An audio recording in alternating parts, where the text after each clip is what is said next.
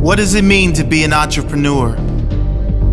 In a world of inaction, over-promising and under-delivering, every second man seems to claim himself an entrepreneur.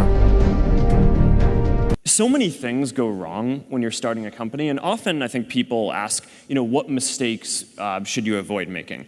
And my answer to that question is don't even bother trying to avoid mistakes because you're going to make tons of mistakes, right? And the important thing is actually learning quickly from whatever mistakes you make and not giving up, right? And I mean, there are things every single year of Facebook's existence that could have killed us or made it so that it just seemed like moving forward and making a lot of progress just seemed intractable, but you just kind of bounce back and you learn, and nothing is impossible. You just have to kind of keep running through the walls. Ladies and gentlemen, welcome to the Entrepreneurship Industry Guest Panel event. Please turn off all mobile phones as we now introduce today's 4 panelists. Tom Griffith is the co-founder of Merret. Merret delivers nutritious, minimally produced fresh fruit products, assisting Australians in maintaining healthy lifestyles. Before starting the business, Tom was a senior manager at Mazars, an international organisation specialising in audit, accountancy and taxation, as well as a chief financial officer at Mongols World. On the other hand, Emma Welsh worked in NAB's consumer marketing division. After 11 years of operation, Merret has become a leading business in the Australian wellbeing market, providing bottles of freshly made smoothies through the use of whole fruits. In 2015, Merret was the finalist in Ernst & Young Entrepreneur of the Year Awards.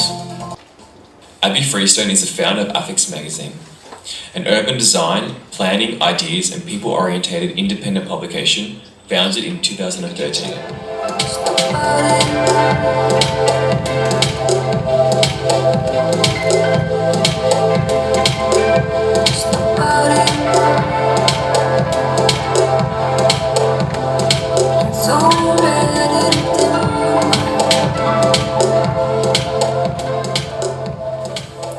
Before establishing Affix, Abbie attained her Bachelor of Environments in the University of Melbourne, also previously studying architecture at RMIT University.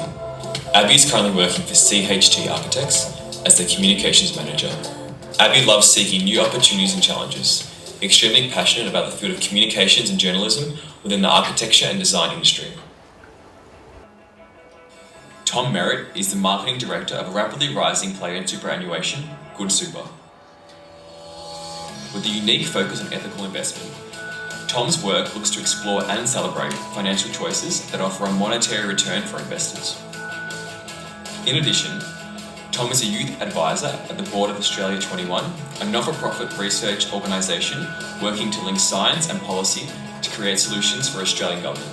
Good Super's emphasis on ethical investment includes a focus on the startup and social enterprise space. Tom will provide a different perspective on what can make or break a new business from the viewpoint of a financial investor. Natalie Scollo is a co-founder of Links Network, a consulting company that provides guidance and support to university startups. By enabling access to an international and intercultural network of consultants, university students who are facing problems of running their own startups are assisted with a network of support to make the right decisions for their successful journeys. Links assist students with the essential components needed when embarking on the journey to create your own startup company. Not knowing where to start or simply the possibility of failure, Links provides a platform to develop young entrepreneurs. Alright, so hopefully we can all take something away from that. Now just directing our attention across to our panellists. Our first question, it is aimed at all of you. What does the word entrepreneur mean to you? For me, entrepreneurship is all about being really passionate about a problem. So not the solution, but you're really obsessed about solving this particular problem. And you think no one else in the world is going to solve this problem but you. And so you're really passionate and obsessed with solving this problem, and you're going to try lots of different ways. And you're going to fail the first time, but you're going to keep trying to solve that problem. And I think that's what entrepreneurship is. I think entrepreneurs have a real opportunity to change everything about the world. And what I think really inspires me is about how people from quite humble beginnings have had such enormous impacts, and now with such an interconnected world we can have that globally as well. I think what really defines an entrepreneur from everyone else is only one thing. Everyone can see problems and everyone can hypothesize solutions, but I think the one quality that really stands out in what makes an entrepreneur is courage, and the courage to, not just to quit your job and to take huge risks and go and pursue, your solution for the problem that you've exposed. And I think that's really a defining characteristic of what makes an entrepreneur. Okay, yeah, so it sounds like there's quite a lot of different qualities that sort of go into the meaning of entrepreneur. Now, this next question is directed at you, Tom, from Emma and Tom's. What really ignited that spark within you to start the company, Emma and Tom's? I've been working in the UK, and one of my last deals I did was the Diageo and Pernod Ricard, because my firm was French, so we do all these French companies, so Pernod Ricard, the French drinks conglomerate, they got together and they bought the Seagram's wine and spirits assets, which was an $8.4 billion deal. And so I had some drinks brands on my brain from that, and then I did a start-up, and our backer actually went and lost a personal loss, not his business, he lost personally £1.5 billion in the tech wreck, in 4 quite separate areas too, which was quite skillful to do it in 4 ways. So we had to, our funding got pulled, we rounded up, we all got quite a good payout, that was part of the deal going in. We sold the assets to Bernie Eccleston's media unit, and then I went to Whistler for 2 seasons because I was single and I just got this payout, and I thought, well, tech wreck, and I'm going to leave London, and I didn't know what to do. I met a girl in Biarritz in south-western France 10 years earlier backpacking, and I just stayed in touch with her. We're just mates, platonic friends, and she was in Kitchener, Ontario. She was saying there's all these amazing juice companies coming up, and I sort of, she sent me a folder, like a little project. I sort of did it like a bloke, and then I realised like a year later I'm at Whistler, and of course if you're doing big mountain skiing, it's cold, so you burn more energy. You're exercising, so you burn more energy. Your altitude, so you burn more energy. So I'm drinking all these green drinks every morning to sort of charge up my body before going up the hill. So the penny dropped. Thought, this is it. It's brand. It's good for you. It crosses all sorts of ages and generations. No one's doing it in Australia. And I just knew Emma was the person to do it with. Absolutely. I went back and did a turnaround in the UK, and Emma rings me one day and said, I'm in London for a wedding. So I'm in the Scottish Highlands, I can't see you, but I've got an idea for you. And my landline actually rang. No one knew who I was in industrial part of Glasgow. My landline rang, for some reason she had the number, on Monday morning, and Emma had gone to a wedding, flown back to Australia, gone to work on Monday, and her whole team had been retrenched from the NAB. Yes, payout. So she was free. And we started. There you go. Long story. So what fears did you guys have when you were starting your own business, and how did you overcome them? For me, I think it was confidence. So feeling like I've never seen myself as a leader or someone that was the loud one in class or anything like that. So I think believing in myself was the hardest thing for me. Seeing other people like my idea. I'm very, I really care what other people think of me, and I can be very nervous. So getting out there and being the one that was in the centre, being, come on guys, let's do this, let's do that, and really stepping up. Alright, now Tom Merret, you invest in a lot of ethical organisations. Can you tell us a little bit about that and how you got involved in that process? Sure. So just to give you a bit more about what Good Super is, I'm not sure if many of you have heard of it. But Good Super is a relatively new superannuation fund that started roughly 2 years ago now, and is Australia's first social impact investment super fund. So we are obviously open to the public, for members, as any super fund like Australian Super would be. And then we use that money to invest in driving the future forwards. a lot of the money is invested in traditional means to manage risk in terms of Australian companies, international companies, but we really focus on picking companies that are somehow contributing to a better future and screening out companies that we don't think are part of that picture. So for example, screening out all companies that are involved in the tobacco, armament, or fossil fuel industries, which you'd be surprised to know other super funds don't do. We also try to seek out companies that are doing really positive things and invest more money into those. And in the big scale of things, we invest in the largest wind producers in the world. We invest in companies developing innovative healthcare technology, and we really seek out companies that are pioneers in their field. But I guess getting more to your question, we also invest directly into Australia, into what we call alternatives, which are organizations, companies, and projects that have direct social and environmental impact in communities. And so we invest into really quite small companies and organizations. For example, we invest in an e-waste recycler in the Northern Territory that is completely Indigenous, owned and run, and is obviously pioneering in also not only labour standards and quality, but also in the technology that they use in the e-waste recycling, which was just not available in that community. So I think what we look at in investments, from a social perspective, is definitely we're not a charity, so we invest in companies that are there to make a profit, and I guess I really believe that that social enterprises are an amazing way to actually enact social change, and the allure of a profit actually can drive significant investment of money and also talent into those industries that can really have huge impacts in terms of social and environmental benefits. So I think number one is the maths has to stack up on an investment side, but also the shared value approach of that company, and how does that company benefit the community that it works in? How does that company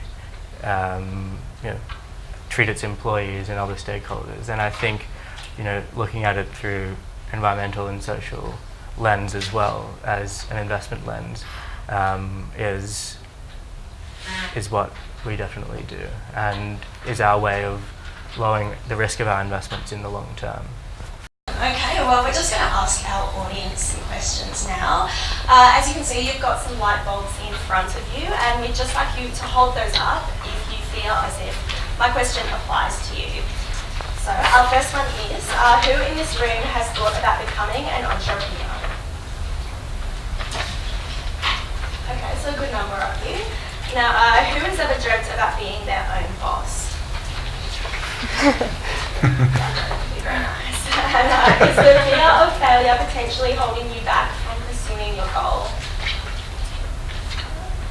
Has anyone in the room actually got a startup themselves? Few of you. Right, and finally, raise your light bulb if you feel that the skills that you've learnt in professional communication have enabled you to pursue your own startup.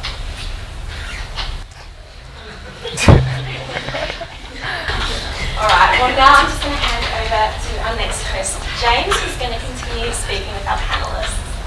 So I'd like to open this first question to the entire panel. How do you think that digital and media communications have helped grow your organisations? And we'll open it with you, Tom. That's quite timely for us, because we sort of, for the last 5 years, have been running around getting our distribution nailed. And as you distribute goods, you think, well, if I'm going to stop at that shop, I want to sell them more. So you go and develop bars and sparkling and enhance the range. So we've now got 4,500 customers, and we haven't done much on social. We're about to start. We're actually using the girls from Willow and Blake, the ones who did Frank Body, because we feel we can have a greater emotional bond with our consumers to the brand. We've been quite good at talking to our customers and people who own shops, but not as good at talking to our consumers. And it's about first things first. So we're going to start that now, and I think it'll be instrumental, the comms. And I was saying before, we actually want to start having some sort of journalism injected into a blog, little 100-word stories or blogs to get the conversation going. The same with Insta. And I think that'll be sort of the making of us, or it'll round us right off. It's highly important. As you know, in today's age, it's free for a start. Everyone's online. And once again, look what the girls at Frank have done. Extraordinary. On the side of that, Abbie, I know you've used a lot of social media in growing your business. What's been the process behind that? Yeah, that was kind of, there's no way, absolutely no way I could have done it if it sounds terrible, but Instagram, it was where I started, and I couldn't have actually got to where I am to have enough people who know about it.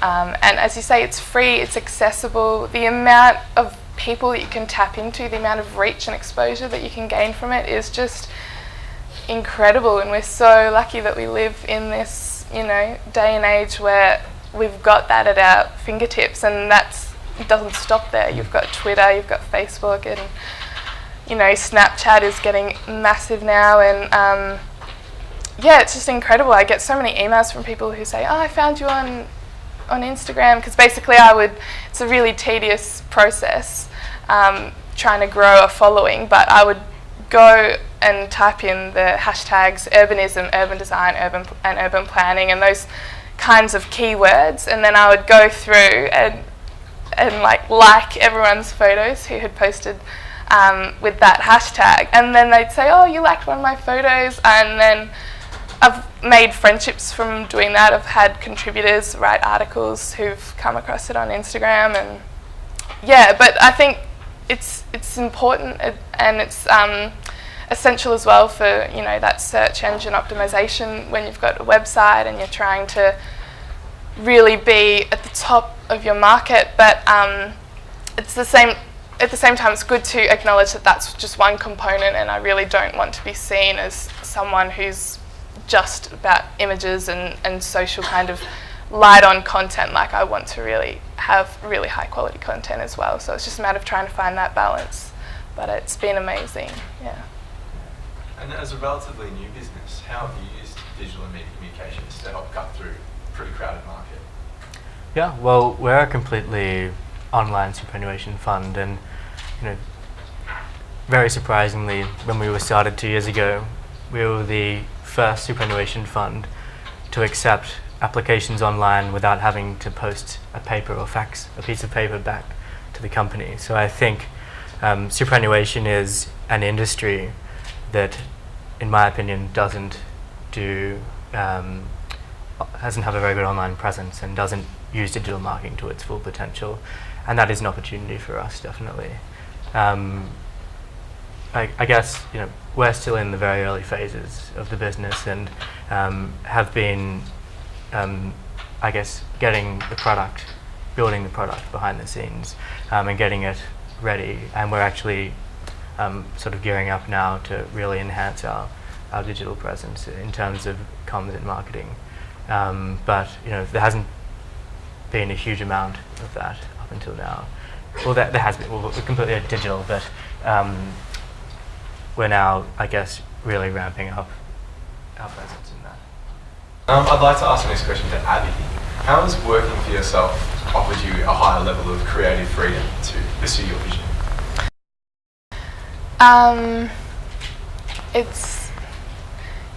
I guess it's been everything to be able to have that creative control, and it's because I'm still very much in the startup phase. I wouldn't say that I've kind of gotten out of it yet, because I still do work full time, and this is still something that I just do every single evening and on the weekends. But I guess when you're so passionate about something, that creativity just never stops, or those ideas never stop coming to you, and it's just a matter, I think, of finding a team that also shares those creative ideas. And so I'm really lucky now. I've found an amazing art director and graphic designer, and she's just been instrumental. There's no way I could have been able to produce the 2 issues without her. But I think, does that answer your question? Yeah. And do you find those creative freedoms allow for a more rewarding experience? Yeah, definitely. I think so, because it's so incredible to see something that you've imagined to actually come to life. And I think, similar to Natalie, like you were saying about how you just really have to be brave and put yourself out there, and I'm kind of the same. I don't see myself as a very extrovert. I'm more of an introvert than an extrovert. I would be happy to say that. And I thought, I can't have a magazine without having a magazine launch, so I created this launch, and it was terrifying. It was so terrifying, but it was really amazing to be able to do it a bit differently, because I didn't want people to just be standing around sipping on champagne and not having a good time. So we joined forces with Melbourne Idea Bombing. Some of you might have heard of them, and they're a group that have these community meetups, and they have a theme for the evening, and then the idea is that there's a few guest speakers, and after that the floor gets given to the audience, and everyone shares their ideas, and they write them on post-it notes and stick them on the wall, and at the end of the night you've got an enormous idea wall, they call it. And so I thought, okay, so we'll do something like that at my launch. And then I had a guy from the Creative Victoria strategy come and speak, and he thought of the idea. He's like, what about, because I was like, oh, maybe we should try and do something different, not write on post-it notes, but maybe write on something a bit more creative, because the theme for the second issue that we launched was creativity in the city. So I'm like, we have to think of a really different idea. And so he thought, what about helium balloons, white balloons? So we had hundreds of white balloons filling this beautiful space, and everyone was writing their ideas around them, and it was awesome to see that happen. And yeah, if I had restrictions and had to kind of meet someone else's ideas of how that was supposed to unfold, it wouldn't have turned out like that. So yeah. And turning over to Natalie, people often come to your organisation to look for advice. What do you find is the most common thing people might be lacking in their experience as an entrepreneur that you help them find? It really depends on the startup. So we help people that are starting up tutoring companies to designing a web application, or a non-for-profit organisation that raises awareness about sexual assault. So they're very diverse. But I think a common thread is they're looking for someone that's really creative, someone that can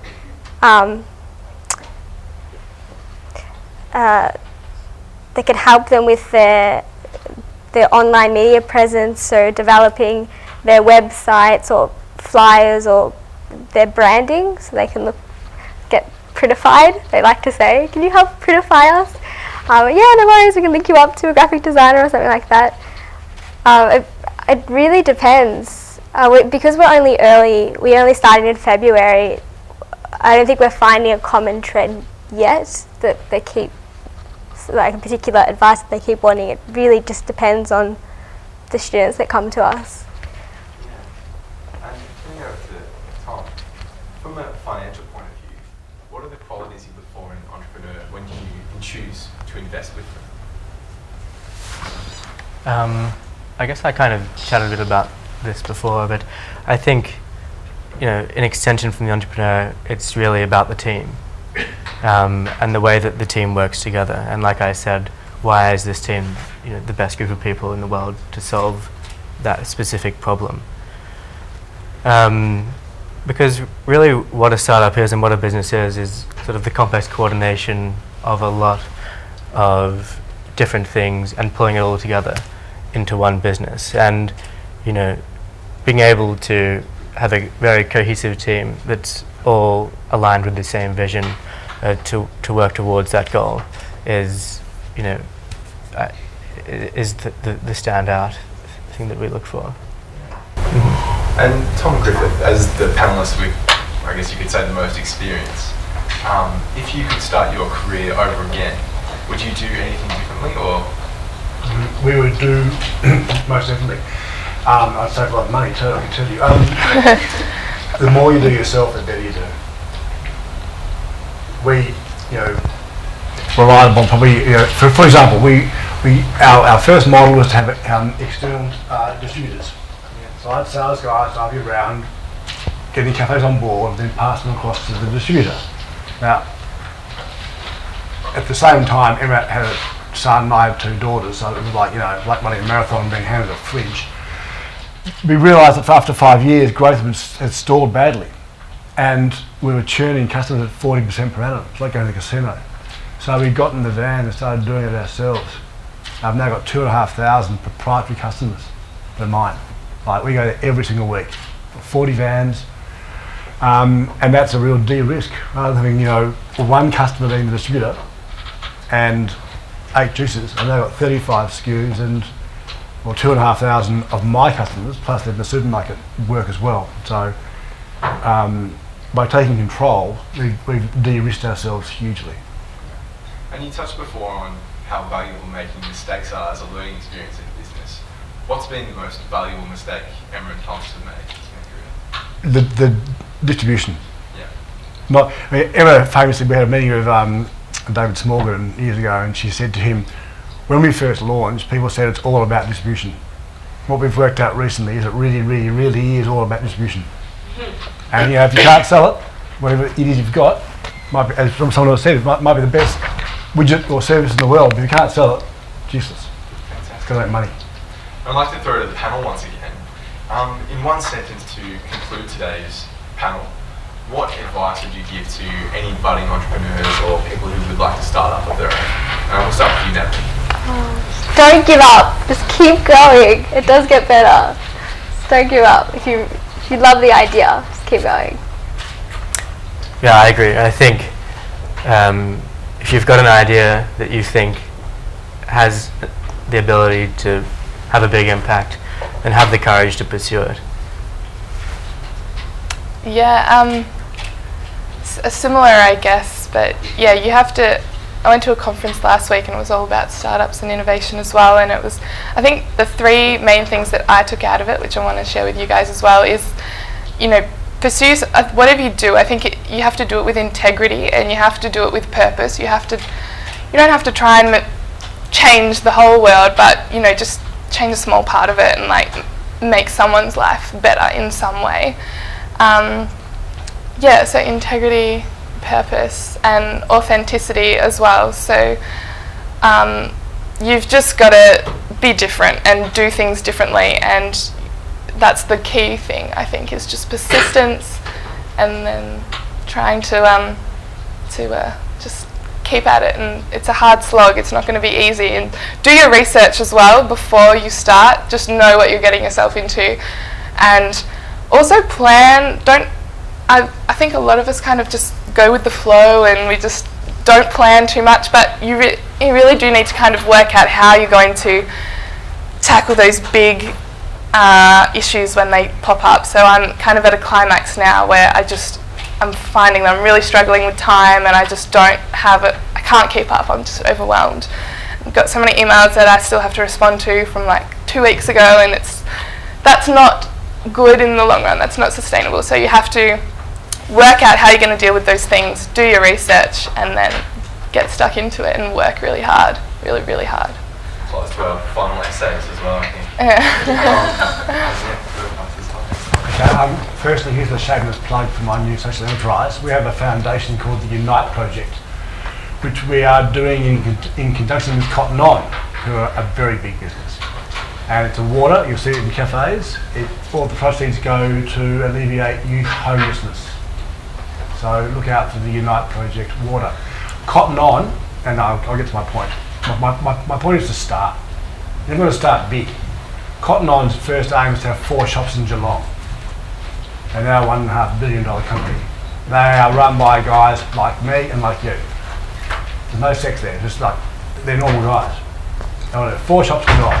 Now, They've got a foundation as well called the Cotton On Foundation, and they support a lot of coffee farming in Uganda. And they import the green beans that they pay fair price for, and they roast them here.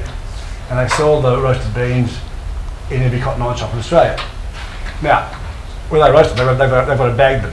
The bagging process is not big enough yet to warrant lots of gear, even though they can afford it. So on Friday afternoons, with a few beers, they hand bag the coffee that goes out to the shops. So even Cotton On are behaving like entrepreneurs. They start small, they haven't spent any money, and you can start small and get going. So I just want to say to people, start. Fantastic. Start. And we're just going to throw over to a quick Q&A now. And Tom has graciously donated, as a prize, the best question or pitch, this pretty good hat. Good for fitness, breathable, it's really good. So, any people with pitches, startups that they're interested in asking advice or just general questions, feel free to do so. Anyone? For someone who's looking to grow a social media presence kind of from bare bones and who doesn't have, let's say, any money at all to throw at us, where would you guys start with that? Or even not in the sense of kind of what would you do, like where would you recommend going to kind of gain those skills? Just for anyone who's I think it kind of depends on what your business is or what you're doing. But if you can find a way that you can connect with people who kind of have a bigger reach than you and offer them something in exchange so it's mutually beneficial. For example, like I had an advertisement with WeTransfer. A lot of you will probably know the service. So it's obviously their background on their portal where they send their files is an enormous advertisement, and I've been looking for advertisers in the magazine, because that's probably the main way that I'm going to be able to make any money from it. And they were kind of like, oh, we don't advertise in print magazines, but we can offer you a bartered, slot on our website in exchange for, an advertisement in the magazine. And so I had this big ad on their website, and it was incredible. The amount, my website nearly broke down because so many people were clicking through, and that was free. There was no exchange of money at all. So if you can do something, if you've got a product and you can send it to a blogger or something, if you're a fashion designer and give people free product, in turn they'll take photos of it and tag you in it, and that's one way to grow. But yeah, you do just have to kind of start contacting people. You have to kind of know what kind of people you want to work with, and then just get in touch with them. Just email people, just cold email people. I just bombard people with so many, probably a lot of my emails go to people's junk email box, but it's the only way, and you just got to kind of give it a go, and I guarantee you people will get back to you if it's a good idea. Yeah. It's about content. It's what you guys do. Another example from the UNITE project, the Cotton On guy who I'm working with is called Sean Purcell. 2 years ago, Sean died. He was running along the beach of Torquay and he had a heart attack, age 35. He was a personal trainer. Fortunately for him, there was a retired nurse, a medical student, an ex-army officer, and 3 clubbies from the Torquay Surf Club all nearby when he dropped into the water. They pulled him out, they worked on him, they said, but like an ER room, they said it was fantastic. They said he'd be dead for so long, if he survived, he'd be investable. He survived and he's fine today. And he did a little post on Facebook thing that bounced around Torquay. He wanted to find people to save his life. So that was shared 150,000 times in about 2 days. It went viral. And you'll still find it. You look at Sean Purcell, the UNITE project. It's there, or even on my Facebook. He's on the BBC, The Age, Channel 7, everyone got him. PR to death. Fantastic. And that just illustrates content. People want content. I mean, I know for a fact, if I want to get myself into the Australian and make a newspaper, journalists are inherently lazy. If I give them good content and a nice photograph, tick, fine. Saves them 4 hours.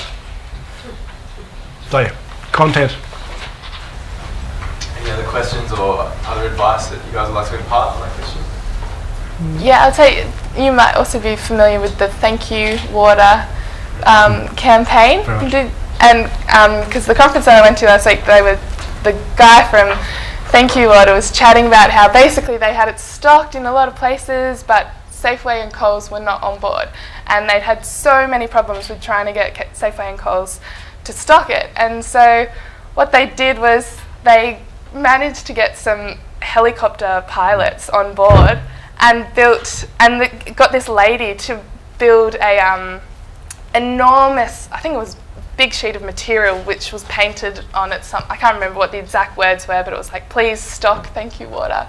And they flew it around the Safeway and the Coles headquarters in Melbourne. And everyone did it for free. Everyone jumped on board because it's such a good cause and whatnot. And that went viral on YouTube. Like, people were making their own videos. They got celebrities on board to make YouTube videos and just went, yeah.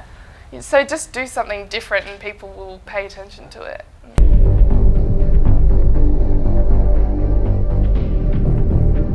What does it mean to be an entrepreneur? In a world of inaction, over-promising and under-delivering, every second man seems to claim himself an entrepreneur.